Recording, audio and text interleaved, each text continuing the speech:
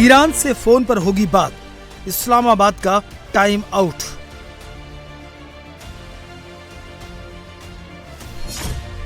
Trump की clear शर्त, Iran के पास नहीं रहेगा एटम बम।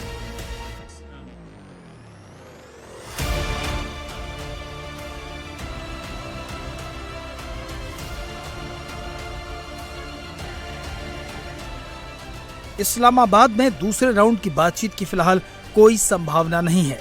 ट्रंप ने अपनी टीम को तो रोका ही, साथ ही ये भी साफ कर दिया कि अब ईरान से कोई भी बात सीधे फोन पर होगी।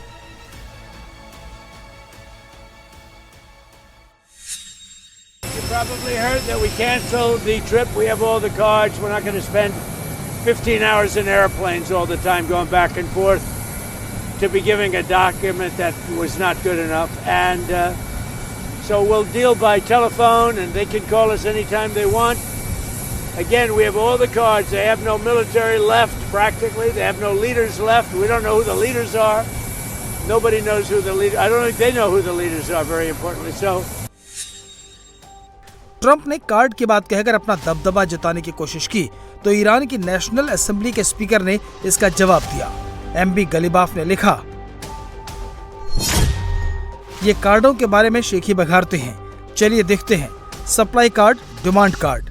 स्ट्रेट ऑफ हॉर्मुज आंशिक रूप से खोला गया, बॉब अल मिनाब नहीं खोला गया, पाइपलाइन नहीं खोला गया, इन्वेंट्री रिलीज खोला गया, डिमांड डिस्ट्रक्शन आंशिक रूप से खोला गया, अधिक मूल्य समायोजन आने वाला है।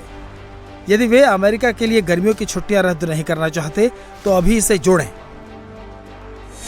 गलीबाफ का मैसेज है कि अमेरिका अकेला ताकतवर नहीं है। ईरान के पास कई विकल्प मौजूद हैं, जिनमें से कई तो इस्तेमाल ही नहीं किए गए। गलीबाफ ने यह कहकर भी तंज कसा कि गर्मियों की छुट्टियों में अमेरिका को ज्यादा तेल की जरूरत होती है।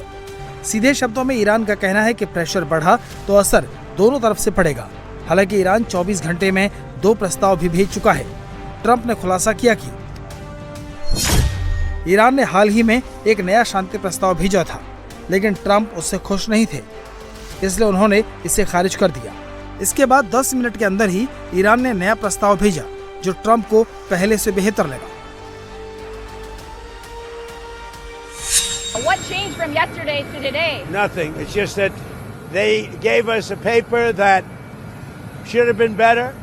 And interestingly, immediately when I canceled it, within 10 minutes we got a new paper that was much better. What was on that paper, sir? We talked about they will not have a nuclear weapon. It's very simple. Look, that whole deal is not complicated. Iran cannot have a nuclear weapon. It's very simple. Is the ceasefire remaining? Will you continue the ceasefire? Haven't even thought about it yet. Did they offer anything in return to 20 years of suspending enriched uranium? They offered a lot. What did they offer? They offered a lot, but not enough. Thank you. Iran के विदेश मंत्री जब तक इस्लामाबाद में थे तब तक अमेरिकी वार्ताकारों के आने की संभावना बनी हुई थी, लेकिन जैसे ही अरागची ओमान दौरे पर निकले, ट्रंप भड़क गए। हालांकि इसके बाद अरागची रविवार को फिर से इस्लामाबाद पहुंचे। इस दौरान उन्होंने ईरान की शर्त और अमेरिका की मांगों पर अपनी आपत्तियां पाकिस्तान को सौंपी। अरागची इस्लामाबाद से रूस गए हैं।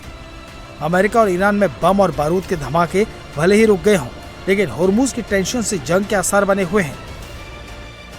ईरान की न्यूज एजेंसी ने ये वीडियो जारी किया है। इस वीडियो में होर्मुज के पानी में MSC फ्रांसिस्का और एपामिनोडास जहाज दिखाई दे रहे हैं। ये वही जहाज हैं जिन पर IRGC ने हमला किया था और उन्हें ईरानी इलाके में ले गए।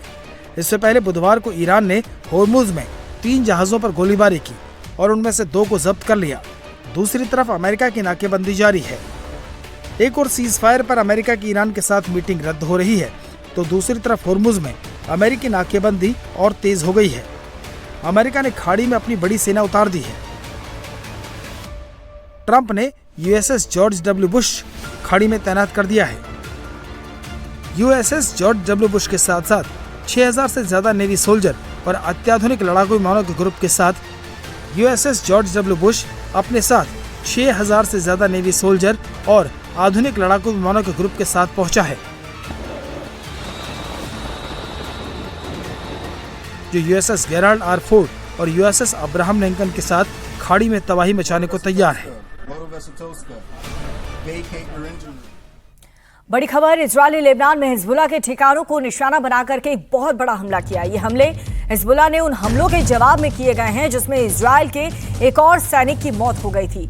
आईडीएफ ने हिजबुल्लाह की रॉकेट लॉन्चिंग साइट पर हमला करके कई लॉन्चर्स बर्बाद करने का दावा किया है और इसके साथ ही हथियारों को एक डिपो को भी तबाह करने का दावा इजरायल की तरफ से किया गया है। इन सब के बीच हिजबुल्लाह ने यह भी दावा किया है कि उसने तैबा इलाके में इजरायली फोर्सेस पर लाइटनिंग ग्लाइडर से हमला किया है। आईडीएफ के अनुसार इस घटना में 4 सैनिक भी गंभीर रूप से घायल हुए हैं।